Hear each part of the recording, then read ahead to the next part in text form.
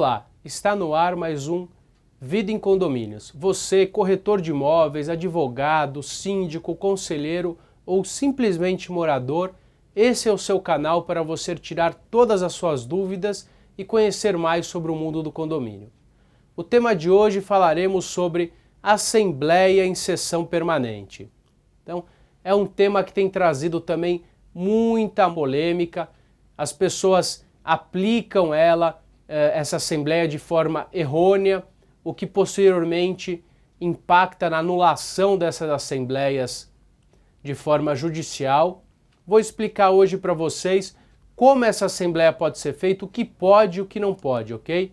Então, a assembleia em sessão permanente ou assembleia em aberto, como ela é conhecida, ela é indicada quando a assembleia estiver, por exemplo, em horário avançado, ou quando houver a necessidade de uma resposta técnica ou de uma consulta a alguma situação da assembleia. Lembrando que quem deixa a assembleia em aberto não é o síndico, e essa assembleia não pode ser deixada em aberta de forma prévia. Não é o condomínio que convoca o síndico, olha, essa é uma assembleia em sessão permanente. Isso não existe, isso tem acarretado inúmeras demandas judiciais e inúmeros problemas. Então, como é que essa assembleia em sessão permanente ocorre? O condomínio convoca aquela assembleia e quando aquela assembleia estiver caminhando de forma não planejada, por exemplo, o horário ficou avançado, já são 1 da manhã, por exemplo,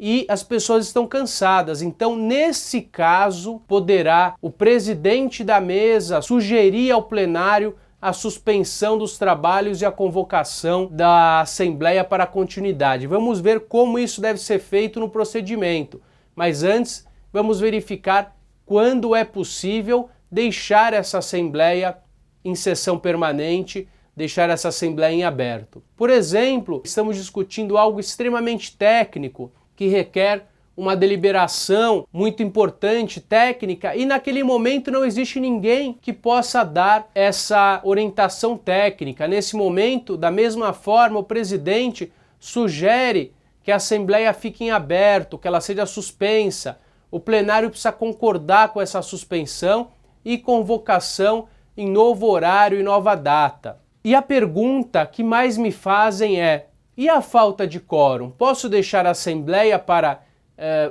completar o quórum? De forma alguma, prezados, porque a Assembleia não se presta para completar quórum. O que nós verificamos no mercado? Os síndicos, os administradores deixam a Assembleia em aberto e pegam a assinatura dos demais. Não é esta a finalidade de uma Assembleia que fique em aberto. Vou mostrar para vocês nos próximos slides como a Justiça tem decidido quando verifica que a Assembleia foi deixada em sessão permanente para obtenção de quórum.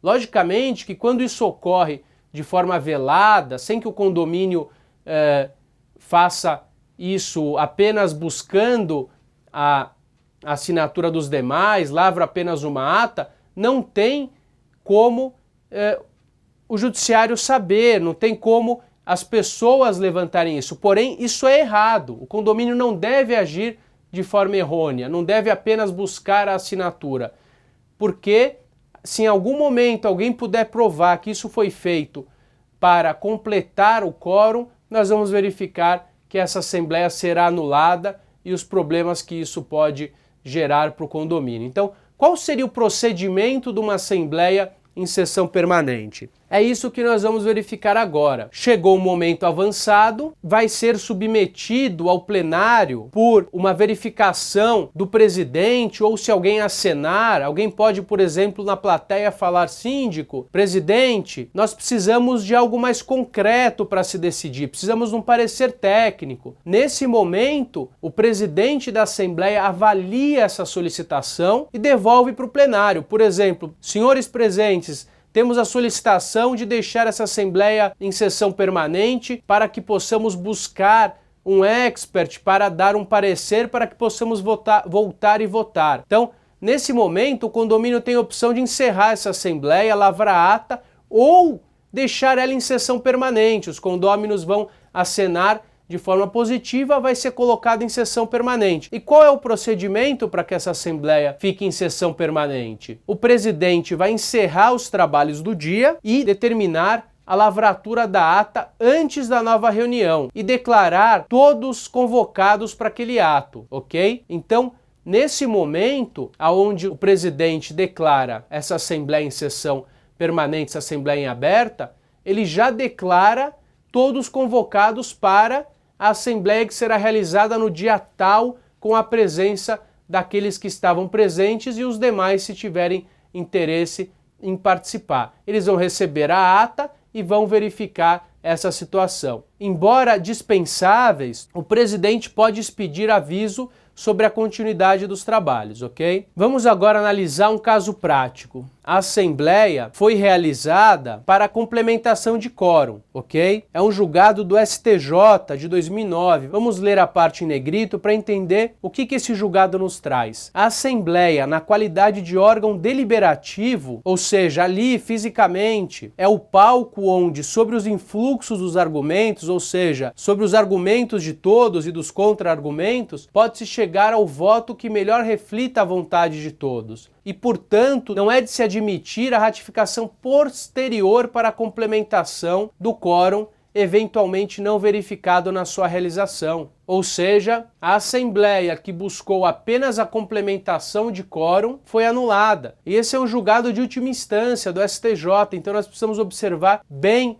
o que está dizendo. Vamos agora verificar um outro julgado, no mesmo sentido, onde a Assembleia foi declarada nula. De acordo com o regimento interno do condomínio apelante, a Assembleia Geral em aberta é cabível quando uma Assembleia ordinária ou extraordinária é iniciada e sendo impossível a sua conclusão na mesma assentada, ou seja, naquele momento, e essa é estendida por até 30 dias. Na hipótese, o condomínio não logrou demonstrar que a Assembleia Geral aberta questionada era a continuidade da anterior Assembleia Geral ordinária instalada, pelo que se evidencia erro de forma em razão da adoção desse expediente em detrimento da realização da Assembleia Geral ordinária para a deliberação dos assuntos em pauta. Ou seja, essa Assembleia, ela precisava estar de forma clara, expressa, que era uma Assembleia em sessão permanente que estava em aberto nos termos da convenção. Esse condomínio específico tinha essa previsão,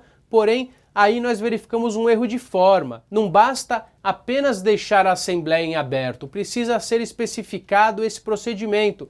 Conforme falamos anteriormente, o presidente precisa submeter a plenário, de preferência lavra-se uma ata e depois realiza-se uma nova assembleia, ou seja, uma assembleia em continuidade àquela em aberta e lavra-se a ata de encerramento. Nesse caso ainda, o julgado do Tribunal de Justiça do Distrito Federal, um julgado recente de 23/10 de 2015, vamos ler o que está em negrito. A declaração de nulidade, bem como a suspensão dos possíveis efeitos a serem gerados em função da Assembleia malfadada, deve ser mantida. Ou seja, esse condomínio teve uma Assembleia anulada em função dela ter sido mal realizada, do procedimento não ter ficado claro. Nós temos um entendimento, as pessoas muitas vezes me perguntam qual o prazo para anulação de uma Assembleia. Então, o entendimento tem sido no sentido de que a Assembleia tem até 2 anos para ser anulada.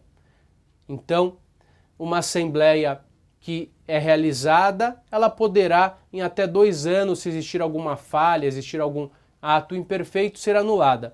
Logicamente que nós podemos ter, no dia a dia, algo que supra esse ato. Então, por exemplo, uma Assembleia que foi mal realizada para eleger o síndico, e esse mandato é de 1 ano. Depois de 1 ano já está suprida essa deficiência. Então, se existir a necessidade de anulação ou de correção, é importante que seja feito no ato, que seja feito em ato posterior, próximo, para que não traga problemas maiores para o condomínio. Quem convoca a Assembleia é o síndico, nos termos do 1350, conforme nós verificamos. E na ausência dele, o subsíndico pode convocar? Sim, ele pode convocar. Inclusive, caso o síndico renuncie, o subsíndico interinamente assume as funções e, dentre outras obrigações, ficará estampada a de convocar a Assembleia. E os condôminos podem convocar uma Assembleia? Podem, em atos isolados, quando a legislação assim o definir, como por exemplo no 1350, parágrafo 1º. Se o síndico não convocar a Assembleia, 1/4 de condôminos poderá fazê-lo. Esse é o caso da Assembleia Ordinária, porém temos também a previsão no 1355 da convocação por 1/4 dos condôminos para a realização de Assembleia Extraordinária. E o juiz? E um condômino isoladamente? Isso poderá ocorrer somente no caso da ordinária. Se 1/4 não convocar, qualquer um a requerimento judicial poderá pedir a realização dessa Assembleia. O que deve constar no edital de convocação? A data da realização dessa Assembleia, o horário, deve ser respeitado a primeira e segunda convocação. Caso não o sejam, poderá acarretar em nulidade dessa Assembleia. O local, não basta apenas colocar a data e a hora ou colocar o nome do prédio. É importante que seja explicitado o local dessa Assembleia. Os itens em pauta. Isso tem sido um dos itens que tem anulado muita Assembleia, a falta de inserção do que está sendo discutido na ordem do dia. Por quê? Porque aquele condômino deixou de ir na Assembleia, pois achou que aquela situação ia ser julgada, ou não teve oportunidade de estar lá em função da exclusão desse item ou da não previsão desse item na ordem do dia. Então é importante que só possam ser votados os itens da pauta. Se existir previsão para outros assuntos, lá podem ser dados sim algumas sugestões para a próxima Assembleia, reclamações, mas não deve ser deliberado nenhum assunto. Itens com quórum específico. Então é imperioso que os itens com quórum específico estejam de preferência estampado na convocação e que possam ser votados somente quando atingirem o quórum. Protocolo de entrega, isso tem ajudado também os prédios que eles não tenham a Assembleia anulada, porque a falta de convocação de um dos condôminos poderá sim impedir ou poderá cancelar a Assembleia. Ou seja, temos aqui o próprio artigo 1354, a Assembleia não poderá deliberar se todos os condôminos não forem convocados para a reunião. Como é que eu provo que eles foram convocados? Através do protocolo de entrega. Lembrando que é importante que nesse edital conste que os ausentes ficam obrigados a cumprir o determinado em Assembleia, ou seja, fui convocado, não compareci, o que foi definido vai também obrigar os ausentes. Informações de procuração, reconhecimento de firma,